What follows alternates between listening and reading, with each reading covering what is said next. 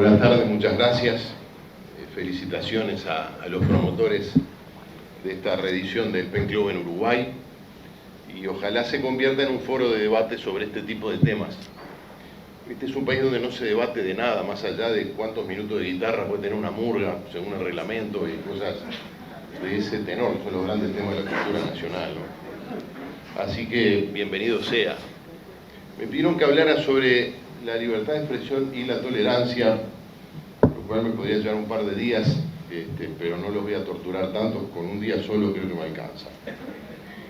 Para empezar por un dato que no es muy promisorio, quería decirles que según la organización Reporteros Sin Fronteras, en lo que va del año fueron asesinados 6 periodistas y están detenidas unas 330 personas, ya sean periodistas, comunicadores u otras, o personas de cualquier otra profesión, por haber difundido ideas que a alguien en algún lugar le parecieron inconvenientes.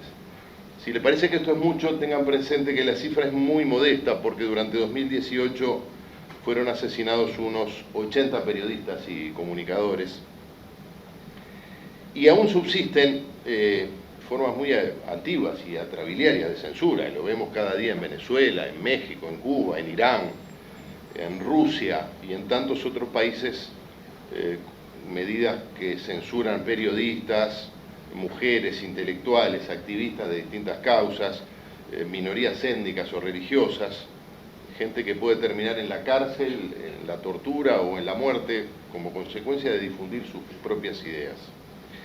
Para la filósofa australiana Rae Langton, la libertad de expresión tiene como cometido básico, cito textualmente, mantener a los bastardos honestos, en relación a los políticos, ¿no?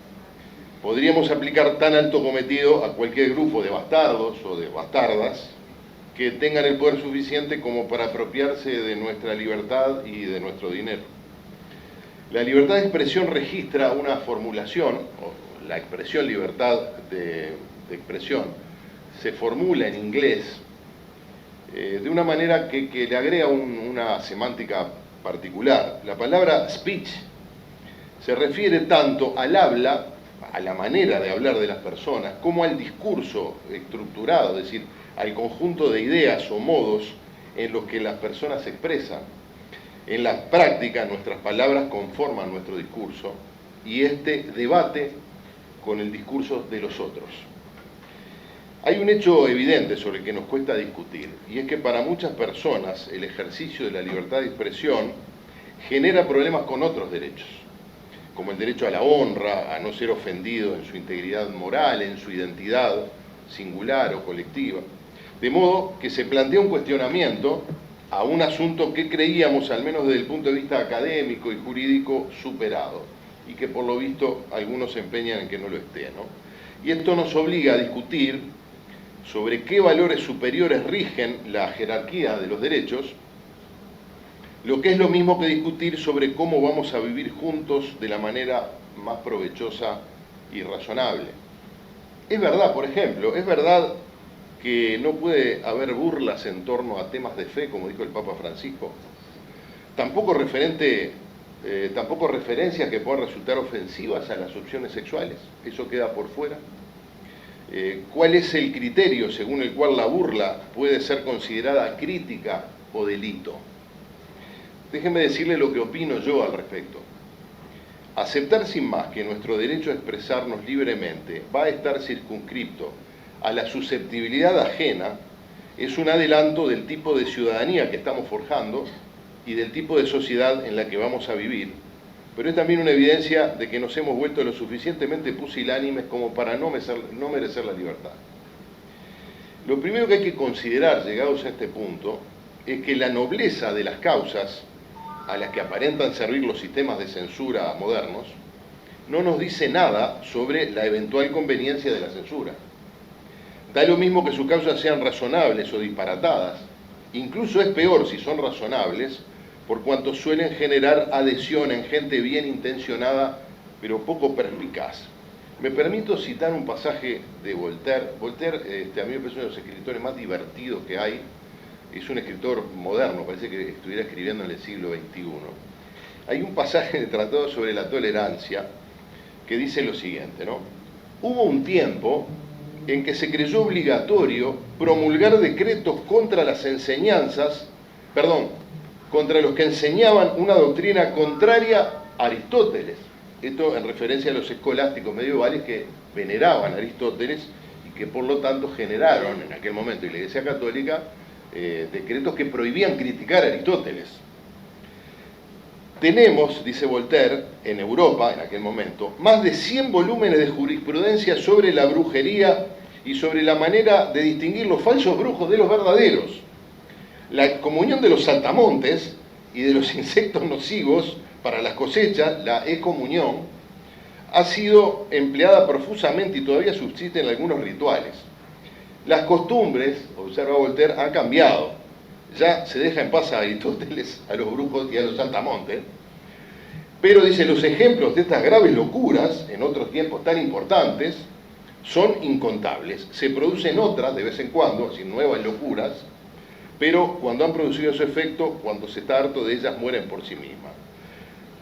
Por lo visto, no ha cambiado mucho el panorama desde 1763, cuando escribía esto Voltaire, solo han cambiado las locuras que invocan los censores para atormentarnos. Lo segundo es que la libertad de expresión no es solo la facultad de hablar en contra del poder, que por cierto lo es. Discernir sobre la justicia de ciertas causas y sobre cuáles serían los mejores argumentos para defender esas causas requiere que dejemos que convivan y que se confronten en nuestro interior las diferentes ideas que existen sobre los temas en cuestión. Hablar y escuchar libremente, aún con nuestra carga de ignorancia y prejuicios, nos expone a la crítica, a la opinión de otros, y a su vez nos permite discernir sobre la verdad. Como dice el filósofo y ensayista español Antonio Escotado, a quien vamos a recibir por primera vez en Uruguay en pocos días, yo leo, dice, para cambiar de opinión. Lo tercero, derivado de lo anterior, es que sostener que la libertad de expresión debe detenerse ante la alegada sensibilidad ofendida del otro o de otros, es una concepción que se encuentra entre lo naif y lo perverso. Es naif porque no hay discusión sobre ningún tema medianamente relevante que valga la pena investigar y discernir que no pueda generar algún tipo de ofensa en el otro.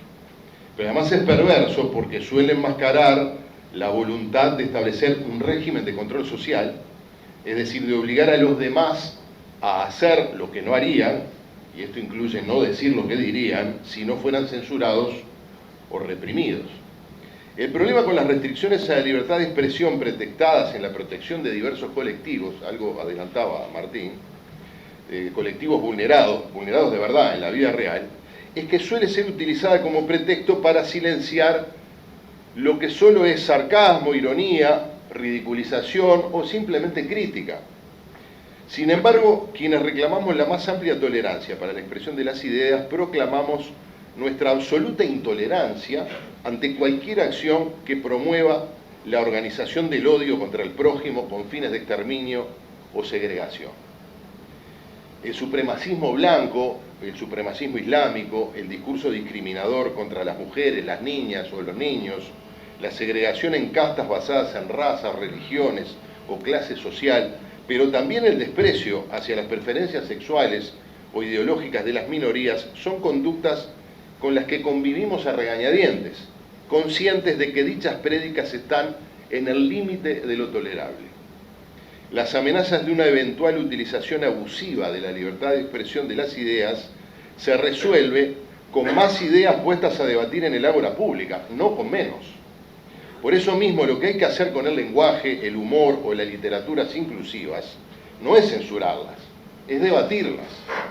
Como dijo una vez Barack Obama ante las Naciones Unidas, en una sociedad diversa los esfuerzos para restringir el discurso pueden convertirse rápidamente en una herramienta para silenciar la crítica y oprimir a las minorías. El arma más poderosa contra el discurso de odio no es la represión, es más discurso. La denominada posverdad deriva de la confrontación facilitada por las nuevas tecnologías de la comunicación de un escenario en el que proliferan las mentiras maliciosas y en las que sucumben las técnicas de verificación de datos típicas del periodismo. Nada nuevo, hace 30 años Jean Baudrillard advertía que el escándalo ya no era ya no consiste, decía Baudrillard, en atentar contra los valores morales, sino contra el principio de realidad. El periodista e investigador español Juan Soto Ibars ha desarrollado el concepto de post-censura para distinguir estos procesos de disciplinamiento que, a diferencia de la censura tradicional, no requiere de la acción del Estado. Lo que llamo post-censura, dice Soto, es mucha gente legítimamente ofendida trazando líneas en el suelo y diciendo: sí, libertad, pero con un límite. Yo soy feminista, así que hasta aquí. Cero bromas con el machismo. Y otro dice: yo soy católico, así que muy bien la libertad, pero hasta aquí. Cero bromas con la Virgen María. Y yo no soporto que se metan con los andaluces porque soy andaluz. Y así, dice Soto, cada vez conoceremos más casos de ofendidos y sancionados por ofender. Para el ensayista español José Carlos Serrán, aquel que sostiene doctrinas particularistas, ya sea que se basa en nacionalidades, religiones, género, lo que sea, tiene la característica de creerse dueño y señor del mando sobre lo común. Sin embargo, deberíamos preguntarnos si el problema es la falta de tolerancia o la prédica de una tolerancia que consiste básicamente en no descargar nuestra furia y no en aceptar las expresiones de ideas diferentes en su intrínseca legitimidad. En su Moral para Intelectuales, Bas Ferreira proponía el desarrollo de la tolerancia, a la que calificaba como el más noble de los sentimientos, en 3 sencillos pasos. 1. Procurar comprender, cito textualmente, ese fondo de verdad y de bondad de las cosas falsas y malas. 2. No imponernos indebidamente, imponer nuestra opinión, en los juicios, los sentimientos ni la acción. Y 3. No atenuar en lo más mínimo nuestra acción y propaganda de lo que creemos bueno y verdadero. Si me permiten una última voluntad, propondría en lugar de la tolerancia la idea de aceptancia, que en un castellano más formal sería aceptación, solo juego con la cacofonía, ¿no? Esto es la acción de recibir voluntariamente lo que se nos ofrece, recibir las opiniones divergentes. La aceptancia tiende a desarrollar nuestra capacidad de reconocer que el otro, aún encarnando valores contrarios a los nuestros, tiene un lugar que ocupar en la sociedad y en nuestras propias vidas, por cuanto es en contacto con ideas diversas que podemos discernir sobre lo correcto y lo incorrecto.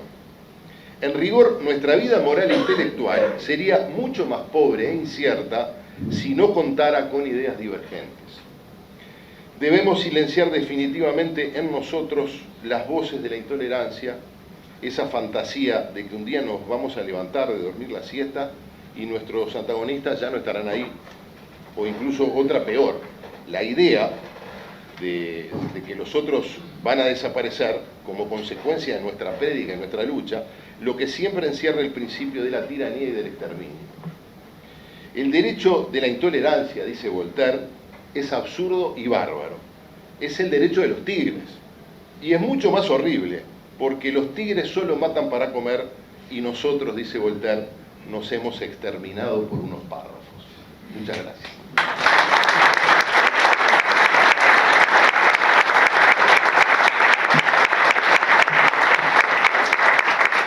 Bueno, el agradecimiento por 4 magníficas piezas de oratoria, diferentes, diversas y por eso muy interesantes.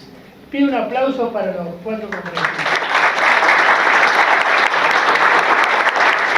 Quiero recordar acá que hemos recibido muchos mensajes de adhesión, personas que no, por razones diversas no han podido concurrir, entre ellos las de Danilo Arvilla, nuestro representante, presidente de la CIP, que no ha podido concurrir, pero con quien nos hemos asesorado antes de realizar este acto. Simplemente los quiero invitar a retomar estas charlas, tomando un café, algún bocadillo, y realmente les agradezco a todos ustedes, antes de darles la palabra, por haber venido a compartir en estos temas que parecen no ser importantes y cuando lo son, ya es tarde. Sí, perdón. Primero felicitarlo.